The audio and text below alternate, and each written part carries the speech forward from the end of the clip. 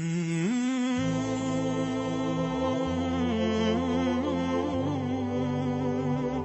الرحمن الرحیم، الصلاة والسلام علی رسولہ الکریم وعلی آلہ وصحبہ اجمعین۔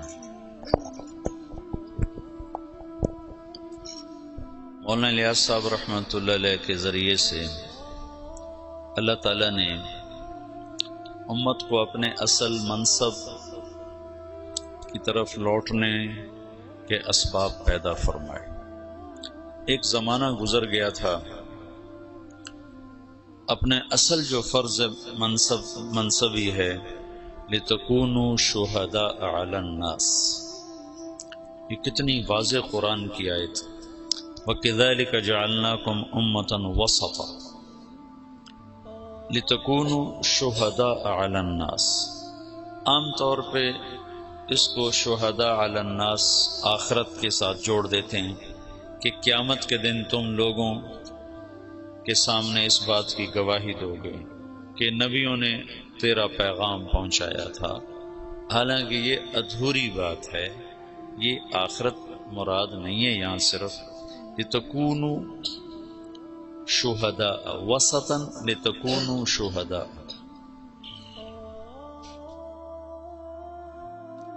وسط بمعنی واسطہ میں نے ترجمہ تمہیں بتایا تھا، پھر تفسیر طبری میں وہ مل گیا۔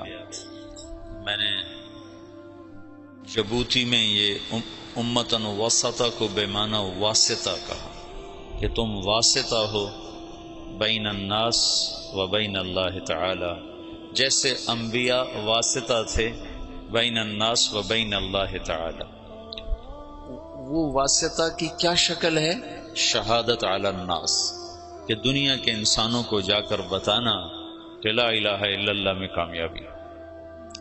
تو اس پر ڈاکٹر فوزی ہیں قطر کے بڑے فاضل آدمی، انہوں نے مجھے کہا کہ یہ تم نے کہاں سے بیان کیا ہے؟ میں نے ان سے پوچھا لغت میں گنجائش ہے اس کی؟ کہنے لگے لغت میں تو بہت اچھی گنجائش ہے اور بہت خوبصورت ہے، لیکن چونکہ یہ قرآن ہے تو اس میں ایسی جرت نہیں کرنی چاہیے جب تک پیچھے سے کوئی اس کی تصدیق موجود نہ ہو۔ تو تم دیکھو اگر کسی تفسیر میں مل جائے تو یہ بہت اعلیٰ مطلب ہے، اگلے مضمون کے ساتھ اس کا جوڑ زیادہ ہے۔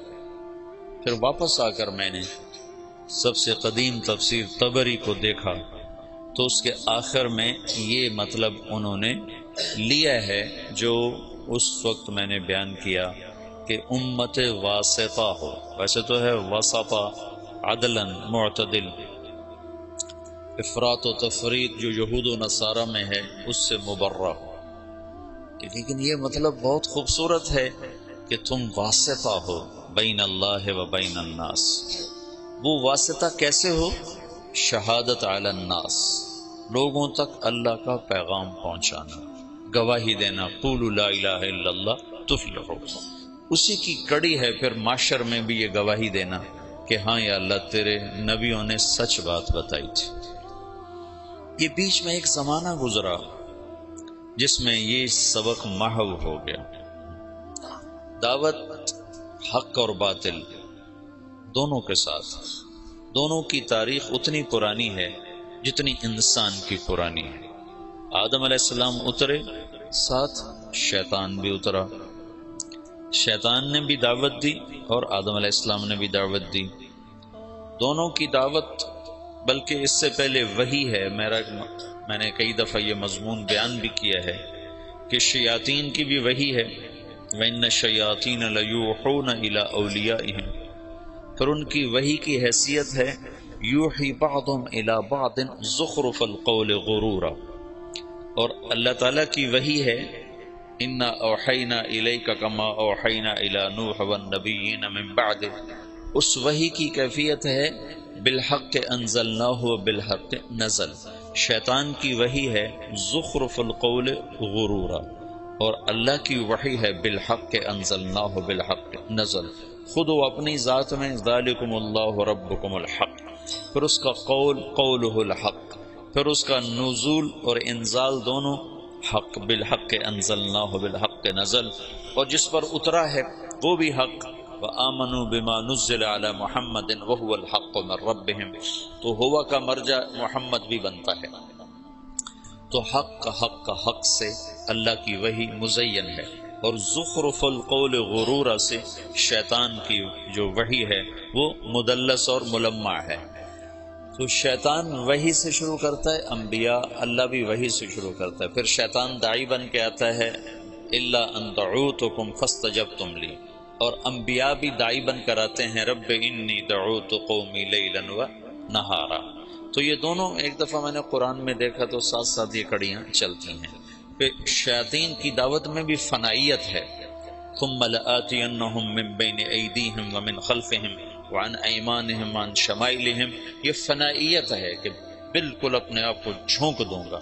اور انبیاء کی دعوت میں بھی فنا ہو جانا ہے، رب انی دعوت قومی لیلا و نہارا، اور لعلک باخع نفسک الا یکون مؤمنین، اور لعلک باخع نفسک علی آثارہم ان لم یؤمنوا بہذا الحدیث اسفا، اور فلا تذهب نفسک علیہم حسرات۔ یہ آیات بتاتی ہیں کہ انبیاء کیسے فنا ہو کر دعوت میں لگتے ہیں، شیطان بھی فنا ہو کے لگتے ہیں، اپنا سب کہ بما اغویتنی لأزینن لهم فی الارض ولأغوینہم اجمعین، ایسی طاقتور تعبیر اپنی وہ اللہ تعالیٰ بتا رہا ہے، یہ یوں اسے کہہ رہے ہیں۔ تو میدان میں چونکہ حق ایک معنوی چیز ہے، باطل بھی ایک معنوی چیز ہے، کیفیت ہے نا، میں کہتا ہوں اللہ ایک ہے، ایک کیفیت ہے، اور ایک کہتا ہے بارش کا اللہ اور ہے، اور سورج کا اللہ اور ہے، اور اولاد کا اللہ اور ہے، وہ بھی ایک کیفیت ہے۔ میں اللہ میں شریک ٹھہراتا ہوں، اللہ نہ کرے، اور ایک اللہ، میں اللہ کو واحد مانتا ہوں، یہ کیفیات ہیں۔ تو کیفیات کو وجود میں لانے کے لیے ڈنڈا نہیں ہوتا ہے، دعوت ہوتی ہے۔ کیفیات کو اندر میں اتارنے کے لیے طاقت نہیں ہے، دعوت ہے، ڈنڈا نہیں ہے، دعوت ہے۔ اکثر انبیاء فقراء ہیں، مساکین ہیں۔ تو یہ دعوت کا سلسلہ آدم علیہ السلام سے عیسیٰ علیہ السلام تک چلا ہے، لکل قوم ہاد وَإِن مِّنْ أُمَّةٍ إِلَّا خَلَا فِيهَا نَذِيرٌ، یہ عیسیٰ علیہ السلام تک یہ۔ ایک عورت آئی عیسیٰ علیہ السلام سے مسئلہ پوچھنے، تو فرمایا بنی اسرائیل سے ہوگا؟ نہیں، کہا ماں میں بنی اسرائیل کی گم شدہ بھیڑوں کو تلاش کرنے آیا ہوں، میں تمہارے لیے پیغام نہیں لایا۔ لکل قوم ہاد، جالینوس اور عیسیٰ علیہ السلام کا زمانہ ایک ہے۔ یہ جوارش جالینوس یہ یونانی تھا، مصر میں رہتا تھا، موحد تھا۔ اسے کسی نے کہا کہ ایلیا میں یروشلم بیت المقدس جو آج کا نام ہے فلسطین میں ایک حکیم ہے جو مردے زندہ کر دیتا ہے۔ تو جالینوس نے کہا وہ یقیناً نبی ہوگا، مردے زندہ کرنا کسی طبیب کا کام نہیں ہے۔ تو جالینوس کے ذمہ ایمان لانا نہیں تھا عیسیٰ علیہ السلام پر، کہ وہ مصر میں ہے، بنی اسرائیل سے نہیں ہے، یونان سے ہے۔ لیکن جب اللہ نے ہمارے نبی کو بھیجا تو اللہ نے قانون بدل کر کہا تبارک الذی نزل الفرقان علی عبدہ لیکون للعالمین نذیرا وما ارسلناک الا کافۃ للناس بشیرا ونذیرا وما ارسلناک الا رحمۃ للعالمین قل یا ایھا الناس انی رسول اللہ الیکم جمیعا۔ یہ ساری آیات بتاتی ہیں کہ اللہ نے قانون بدلا، سارا عالم۔ اس لحاظ سے تو کسی بڑے طاقتور، لولا نزل هذا القرآن على رجل من القريتين عظیم، جو کہا تھا مکے والوں نے، آپ ملک شام میں پیدا ہوتے یا ایران میں پیدا ہوتے، یا تمدن ہے، تہذیب ہے، قوت ہے، کسی بادشاہ کے بیٹے بن کر پیدا ہوتے تاکہ بچپن سے قوت اور طاقت ہوتی۔ یتیمی کی انتہا، ماں 6 برس کی عمر میں گئی، باپ دیکھا ہی کوئی نہیں، 8 سال کی عمر میں دادے کو بھی اٹھا لیا، اور 8 سال کی عمر میں فقر کی وجہ سے بکریاں چرانا پیشہ بن گئی۔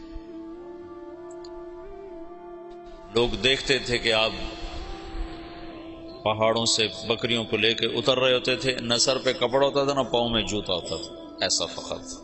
ابو طالب کے فقر کی وجہ سے بکریاں چرا رہے، اور یہ آنے والے وقت کے سارے عالم کے نبی ہیں۔ تو اللہ تعالیٰ ابراہیم علیہ السلام کی دعا کو اب پورا فرما رہا ہے، ایک امت مسلمہ پیدا کر رہا ہے، ایک ان میں رسول کا وَبْعَثْ فِيهِمْ رَسُولًا، وہ رسول بھی آ رہا ہے اب اور امت بھی آ رہی۔ اس امت کو اللہ تعالیٰ نے ایسی جگہ رکھا جہاں کوئی اور آ کے ان کے مزاج کو خراب نہ کرے، ان کی صفات کو خراب نہ کرے، ان کی زبان کو خراب نہ کرے، ان کی طبع جو فطرت ہے اسے خراب نہ کرے۔ ایک ہے بگاڑ، وہ ایسا تھا جیسے ہیرے کے اوپر مٹی آ جائے۔ 4000 سال کسی تہذیب کو اندر نہیں جانے دیا۔ سعودی عرب دنیا کا واحد ملک ہے جس میں دریا کوئی نہیں، یہ واحد ملک ہے اکیلا پوری دنیا کے نقشے میں، یہ واحد ملک ہے جس میں دریا کوئی نہیں، ورنہ ہر ملک میں دریا ہے۔ جو ملک اتنا، ویسے تو اب اتنے سے جزیرے کو بھی ملک کہتے ہیں، مالدیپ کو بھی ملک کہتے ہیں، جن کا سب سے بڑا جزیرہ ٹوٹل 11 میل کا ہے، 11 کلومیٹر کا ہے، جو ان کا مالے دارالحکومت ہے اس کا نام ہے مالے، تو اس کا ٹوٹل رقبہ 11 کلومیٹر ہے، 11 کلومیٹر اس میں ختم ہو جاتا ہے۔ اور اس کے دائیں بائیں چھوٹے چھوٹے اور جزیرے ہیں، کوئی 2500 کے قریب، کوئی آدھے کلومیٹر کا، کوئی 1 کلومیٹر کا۔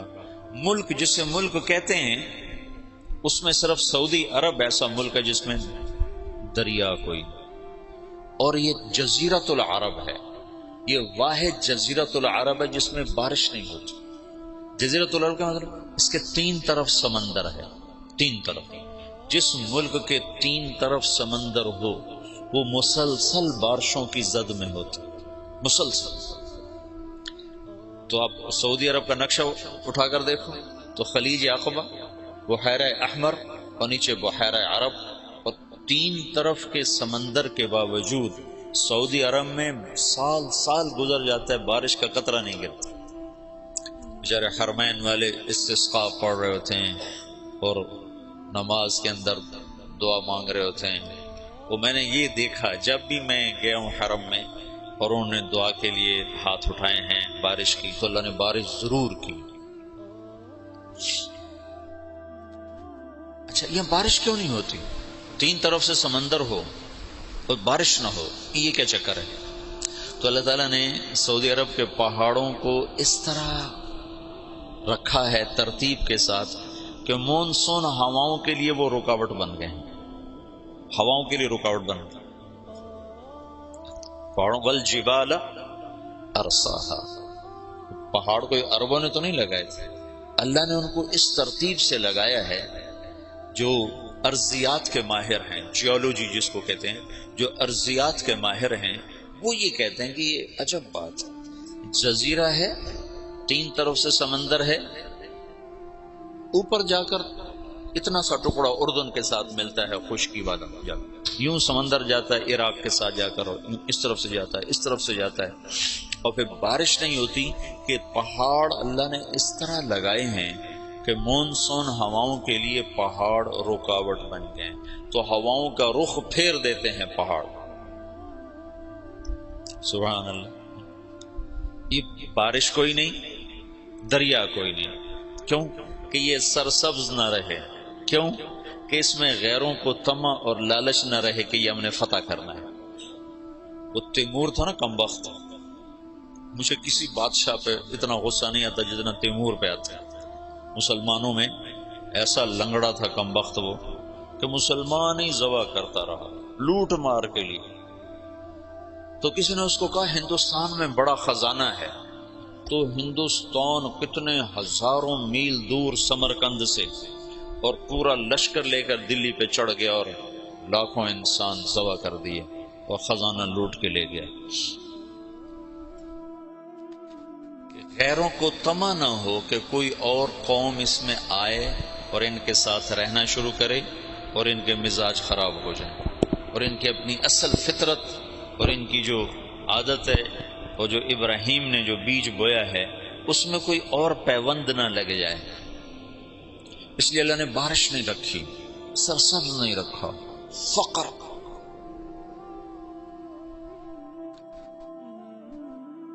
لہذا حدود کے اوپر سلطنتیں قائم کی۔ ایران نے ہیرا کو قابو کیا اور نصارہ نے یمن کو قابو کیا، لیکن جو اندر ہے وہ 4000 سال ایسے، یہ جو بیج بنتا ہے نا، بیج کپاس کا بیج، گندم کا بیج، اس کو 10 سال لگتے ہیں، پہلے اس کو اگاتے ہیں، پھر اس کے ساتھ ایک اور کو اس کے ساتھ پیوند کرتے ہیں، پھر اس میں سے بیج آتا ہے، پھر اس کو اگاتے ہیں، پھر اس کے ساتھ دوسرا پیوند کرتے ہیں، پھر اس کو نکالتے ہیں، پھر اس کے ساتھ دوسرا لگاتے ہیں۔ 10 برس کے بعد ایک بیج تیار ہوتا ہے کہ آپ دیکھتے ہو کہ ایک کھیت ہے، وہ سارے جتنے بھی اس میں پودے ہیں ان کا ایک رنگ ہے، پتوں کی ایک شکل ہے، ایک سائز ہے، ایک قد ہے۔ یہ ایسے نہیں ہے، اس کے پیچھے 10 برس لگے ہیں کہ ایسا بیج تیار کیا جائے جو ایک سائز کی ہر شے تیار کرے۔ تو محمد مصطفیٰ اور صحابہ کو تیار کرنا ہے تو یہ دنیا اسباب کی جگہ ہے، اللہ تعالیٰ ایک پل میں کر سکتا ہے، لیکن اتنی بڑی ہستیوں کو وجود میں لانے کے لیے 4000 سال کا سفر چاہیے، ایک کپاس کے بیج کو 10 سال کا سفر چاہیے۔ تو آخری نبی کو اور آخری نبی کے جان نثاروں کو وجود میں لانے کے لیے 4000 سال کا سفر ضروری تھا، اور اس میں کوئی اور شامل نہ ہو، انہی کو اللہ تعالیٰ خالص کرتا گیا کرتا گیا کرتا گیا کرتا گیا۔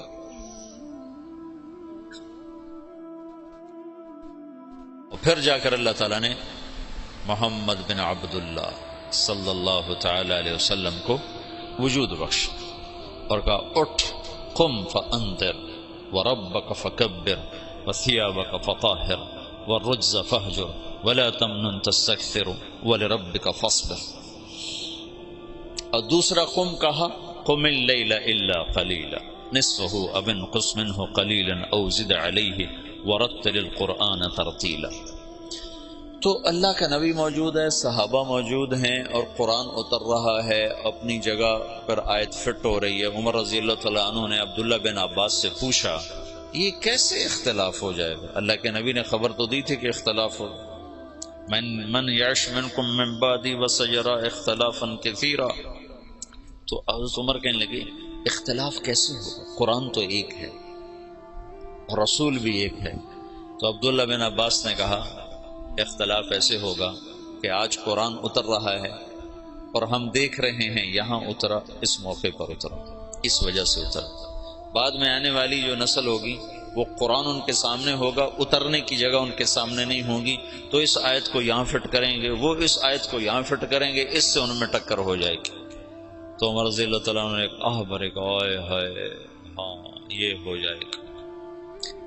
تو اللہ کے نبی ایک ماحول بنا رہے ہیں، ہر آدمی سمجھ رہا ہے کہ میں دعوت کے لیے پیدا ہوا ہوں، دعوت دینا میرا کام ہے، میرا منصب نہ ملک ہے نہ مال ہے، میں پوری دنیا کے انسانوں کو اللہ کا پیغام پہنچانے کے لیے دنیا میں آیا ہوں۔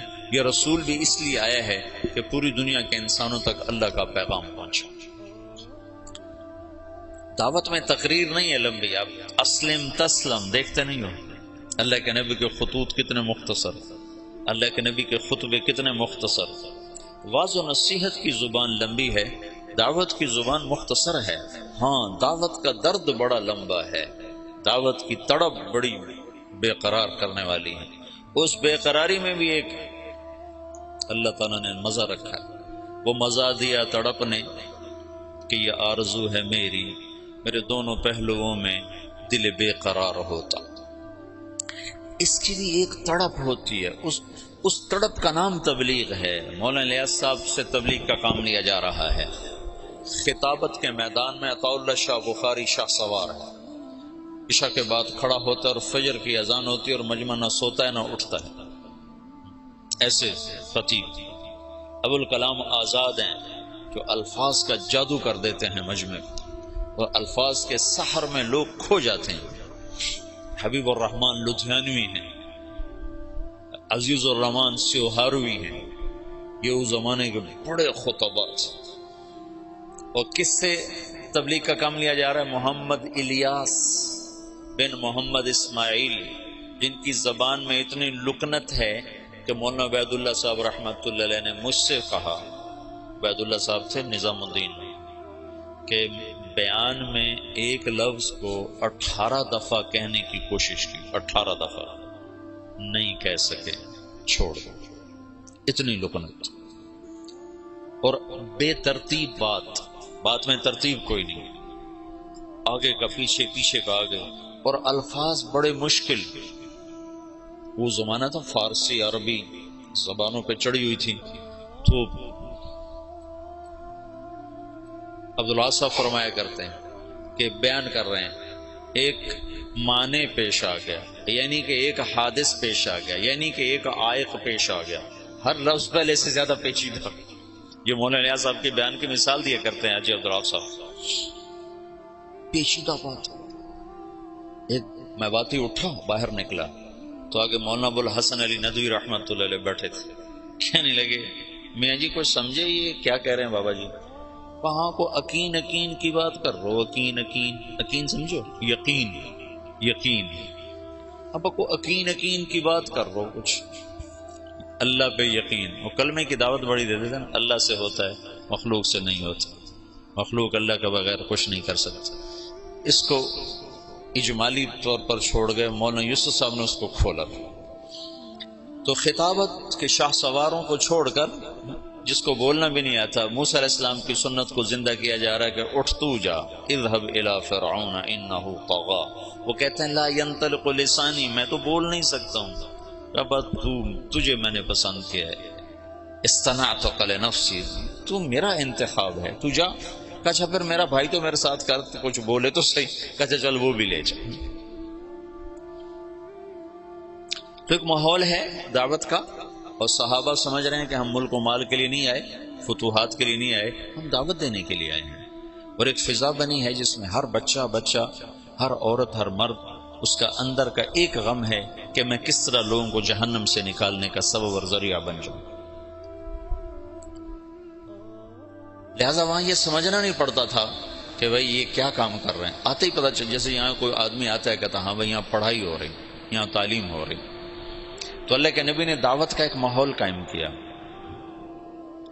ایسے علمی حلقے اللہ کے نبی کے زمانے میں نہیں لگے، پوچھنے یسألونک عن المحیض، یسألونک عن الیتامى، یسألونک عن الاہلہ، یسألونک عن الانفال، پوچھنے پر محفل لگ جاتی تھی، لیکن آؤ بھائی میں تمہیں مسائل سکھاؤں، ایسا کچھ نہیں ہوتا تھا۔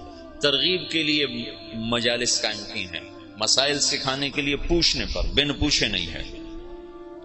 تو علم کے لیے الگ خاص سے کوئی جماعت نہیں بٹھائی ہے، اپنے اپنے استعداد کے مطابق ہر آدمی لیتا چلا گیا ہے۔ جب آپ دنیا سے گئے ہیں تو آپ کہہ کر گئے ہیں ان اللہ بعثنی کافۃ للناس رحمۃ فأدت عنی، اور اب حجۃ الوداع میں کہہ کر گئے ہیں فلیبلغ الشاہد الغائب، میرا پیغام غائبین تک پہنچانا میری امت کے ذمے ہے۔ اور دعا کر کے گئے ہیں نضر اللہ امرأ سمع مقالتی فبعاها ثم اداها كما سمعها فرب مبلغ اوعى من سامع۔ اس کے بعد جب آپ 11 ہجری کو دنیا سے تشریف لے گئے ہیں اور صدیقی دور آیا ہے تو تمام صحابہ ہیں، اور آپ نے مجمل چھوڑا، متعین نہیں کیا۔ اس میں وہ کون سی کتاب ہے،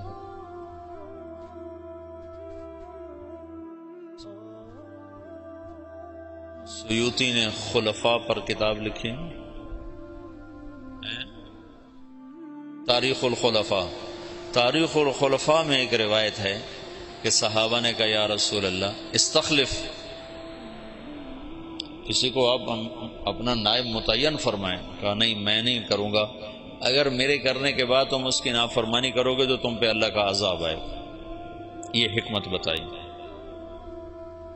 دوسرا اللہ کی تقدیر پہ راضی ہونا، کہ اختلاف ہونا تھا تو اللہ کی تقدیر پہ راضی ہو کے چپ کر کے چلے گئے۔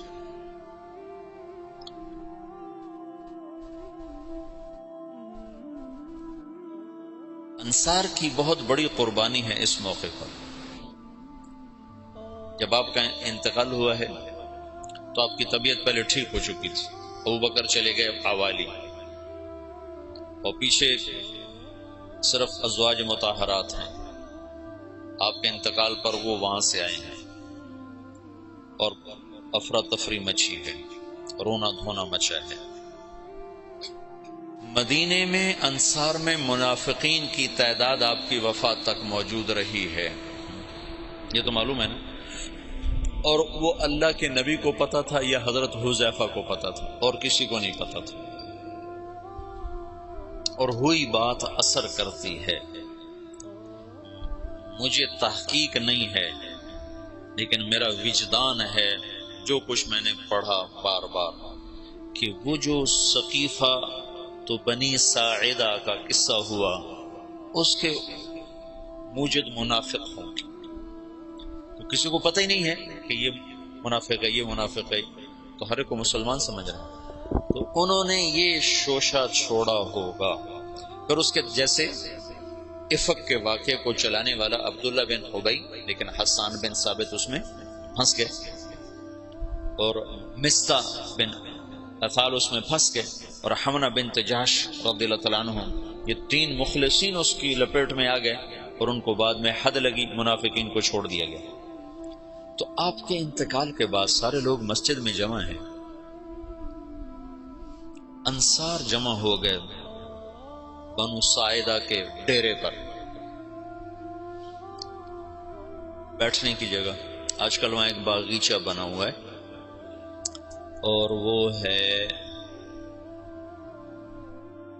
قبلہ جنوب میں ہے، قبلہ وہاں سے یہ جنوب ہے نا، جنوب میں ہے، تو قبلہ کے اس طرف چھوٹا سا باغیچہ بنا ہوا ہے، اب بھی ہے، وہ ثقیفۃ بنی ساعدہ، بنو ساعدہ کا ڈیرا تھا۔ وہاں جو لوگ جمع ہوئے، آج تک یہ مجمل ہے، کیسے جمع ہوئے، کس نے دعوت چلائی، کس نے جمع کیا۔ جتنی تاریخ میں نے مطلب دین کو تھوڑا پڑھا ہے، تاریخ کو زیادہ پڑھا ہے، تو کسی کتاب میں یہ نہیں ملا کہ کون جمع کرنے کا سبب بنا، لیکن تسلسل سے پڑھنے سے میرا ایک تاثر بنا ہے کہ یہ تحریک منافقین نے چلائی ہوگی، پھوٹ ڈالنے کی اور توڑ پیدا کرنے کی۔ تو انہیں سعد بن عبادہ رضی اللہ تعالیٰ عنہ کو تیار کر لیا کہ یہ امیر ہوگا، اب یہ امیر ہوگا۔ تو یہ آپس میں وہ باتیں کر رہے ہیں، محرک اس کے یقیناً آخرت میں تو بھید کھل جائے گا، انشاءاللہ مجھے یقین ہے آخرت میں وہ مجرم سامنے آئیں گے کہ منافق ہی تھے جنہوں نے یہ ساری اسکیم چلائی، اور صحابہ کو اس میں استعمال کر لیا کہ وہ بشر تھے، خطا سے پاک نہیں تھے، معصوم عن الخطا نہیں تھے۔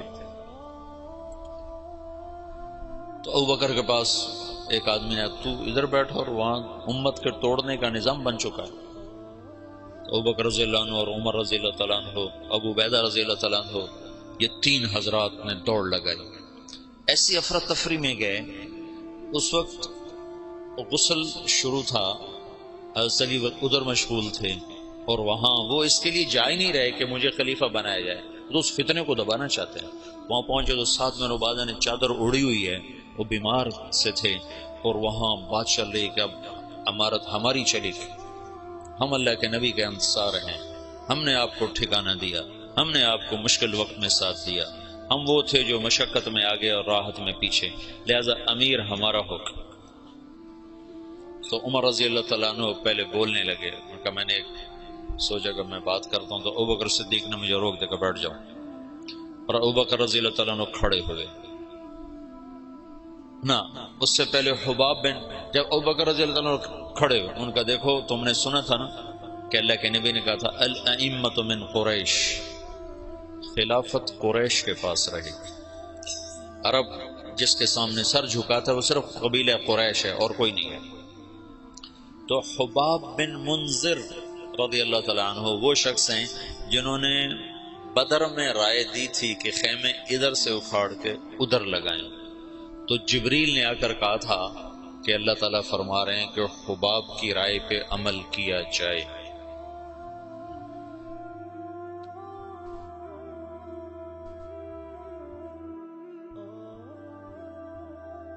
ہر انسان ہر وقت ایک حال پہ نہیں رہتا ہے، یا تو ایسی بڑی رائے دی کہ اللہ نے کہا کہ حباب کی رائے پہ عمل کیا جائے، یا ایسی رائے دی کہ توڑ دینے والا نظام بن جائے۔ تو حباب بن منذر نے کہا میں تم سب کا فیصلہ کرتا ہوں، ایک امیر مہاجرین میں سے ہوگا، ایک انصار میں سے ہوگا۔ ایک تلوار، ایک میان میں دو تلواریں کہاں آئیں؟ تو ابوبکر رضی اللہ تعالیٰ عنہ کو سختی سے ڈانٹ دیا، بیٹھ جا، امت کی وحدت کو فرقت میں تبدیل نہ کر، کو ڈانٹ کے بٹھا دیا۔ پھر مختصر تقریر فرمائی کہ یہ امر اس وقت تک سلامت ہے جب تک امامت قریش کے پاس، تم ہمارے انصار ہو اور وزراء ہو، ہم تمہارے امراء ہیں، میری طرف سے یہ عمر حاضر ہے، ابو عبیدہ حاضر ہے، اس میں سے کسی کے ہاتھ پر بیعت کر۔ تو عمر رضی اللہ عنہ نے ایک دم کھڑے ہو کر کہا، جس کو اللہ کے رسول نے مصلی پہ کھڑا کیا وہی ہمارا خلیفہ ہے۔ نمازیں پڑھائی نے 17، تو حضرت عمر نے بیعت کی تیزی کے ساتھ، ابو عبیدہ نے اس کے پیچھے۔ پھر اللہ تعالیٰ کی غیبی مدد آئی، انصار کی یہ قربانی۔ زندگی میں ایک اصول سیکھو، اللہ تمہیں توفیق دے، مجھے توفیق دے، میں نے اس میں بہت نفع پایا، اپنی رائے سے پیچھے ہٹ جانا سیکھو۔ رائے پہ جمنا تو طبعی چیز ہے، رائے پہ اصرار تو فطری چیز ہے۔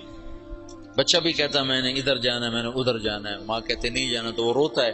اتنی چھوٹی عمر سے رائے کا اصرار شروع ہو جاتا ہے، تو رائے سے ہٹنا سیکھو بشاشت کے ساتھ۔ جب رائے کے خلاف ہوتا نا تو دل تنگ پڑ جاتا ہے اور طبیعت بجھ جاتی ہے۔ تو یہ ایک اللہ کی طرف سے سبق تھا۔ انفرادی سطح پر آگے آیا خالد بن ولید کا قصہ، اور اجتماعی سطح پر آیا انصار مدینہ کی طرف سے۔ اجتماعی سطح پر انصار مدینہ ایک دم پیچھے ہٹا اپنی رائے سے بشاشت کے ساتھ، امت بن گئی۔ اگر وہ نہ ہٹتے تو پہلے دن ہی توڑ تھا، اگر وہ ہٹتے اور دل ان کے ساتھ نہ ہوتے تو بھی توڑ تھا۔